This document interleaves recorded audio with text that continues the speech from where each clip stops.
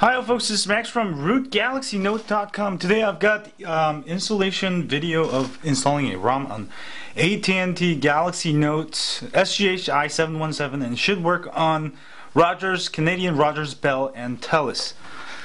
So first thing, you'll want to copy over the ROM file. So let's do that together. I'll walk you through here. Connect USB cable,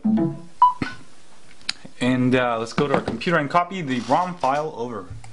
In this example, I'll be copying over CWM ROM, which is one of the first ROMs for the AT&T Galaxy Note. I believe it's compatible with Rogers, Telus, and Bell. So, copy. And also, sometimes there can be 2 zip files or 3 zip files. You can just copy them all over to the internal storage or the SD card of your SGH i717 there.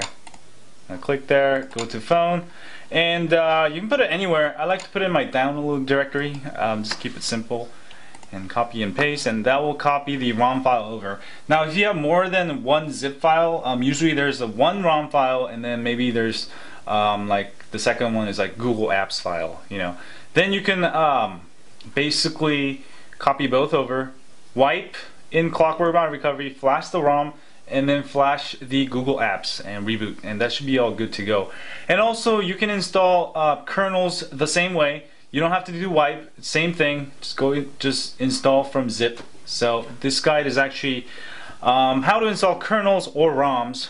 So I'll just walk you through but the first thing you have to do is basically copy the files over to the internal storage or the SD card. I don't have SD card inserted on mine, so I'm gonna use my internal storage. And then let's go back to our phone.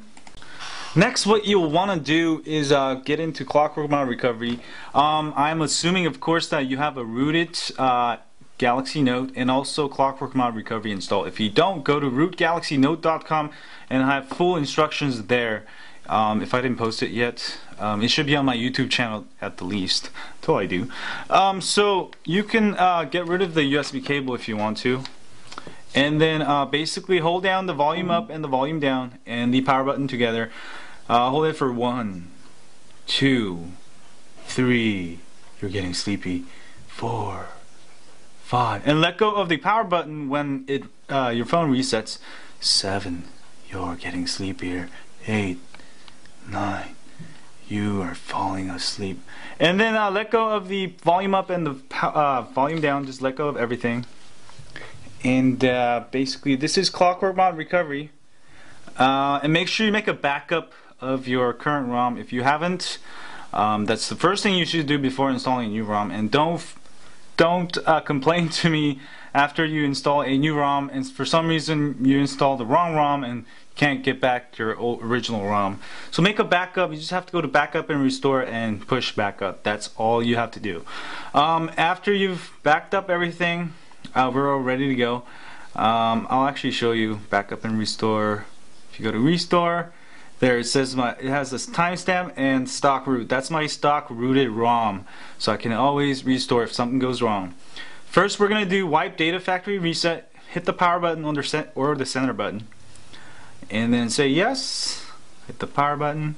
And this will basically wipe your data and personal settings and stuff. Sometimes it can mess with when you install a new ROM. You can try it without doing it, but you might end up in the boot loop or get a lot of force closes. So you can do it.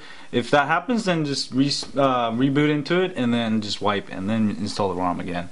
And then next we're going to install the actual ROM. So go to install zip from SD card, hit the power button, choose zip from SD card, hit the power button.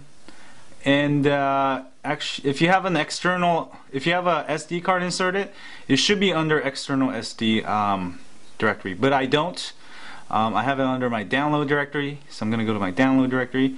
You see the file I copied over. I'm going to hit the power button and then say yes.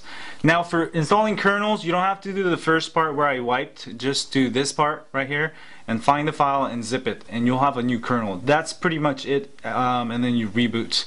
And if you have Google Apps, just simply do the same thing as the ROM file, install from zip card and just find your Google Apps file and then reboot. That's pretty much it, and this should take like what, 5 minutes, and then you can reboot and you should have a new ROM. And also you can use Clockwork Mod Recovery to switch between ROMs by using the backup and restore function. That's what I like to do. So I will be back when this is done, and if you get any kind of errors, sometimes when you download ROM files it can get corrupted. Not all the time, but it does happen to me, like maybe 1%, 2% of the time. So if that happens to you, get an error message, try downloading the ROM zip file again, and then try installing the ROM again. That's pretty much it. So I'll be back when this is done. Hi folks, so it says install from SD card is complete, and all you have to do is go back and then hit the power button and reboot system now. Hit the power button, and I'll wait until it actually shows you. Once it reboots and you get the Samsung animation splash screen, and then if you get a custom boot animation or whatever it is supposed to be on the ROM, you should be all good to go.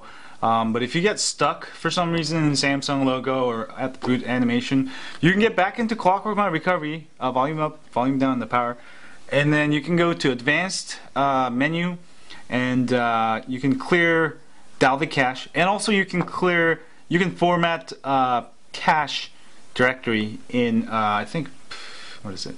I think wipe directory.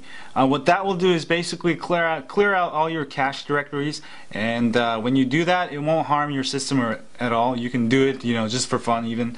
Usually that will clear up any boot loop problems. Well, that's the first thing you should do before, you know, deciding it's actual boot loop or just the caching.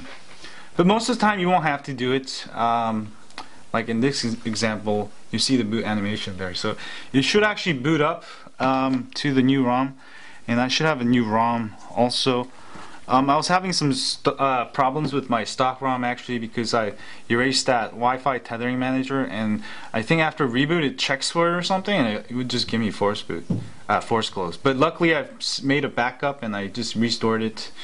But this ROM is supposed to come with all those, you know, removed and faster and better battery life, I think. I'll have a full review of this, and I'll be back when this is done. So it did boot up, so I've got it, it says it's for 717R, but it doesn't matter. So long as I get signal, I don't have my SIM card inserted, but it should work. I'll have a full ROM review of this also, but that was how to install a new ROM on a AT&T Galaxy Note SGH i717. I don't even remember how I can remember all these model names. Also, it should work on Rogers, Telus, and Bell. And if you like this video, don't forget to subscribe to our email list at rootgalaxynote.com. We update you once a week with ROM of the week and tips and hacks and more. We don't share your email with anyone else. It's just for you and me. And also, if you could hit that like button if you're on YouTube, and hit that subscribe button, I would highly appreciate it.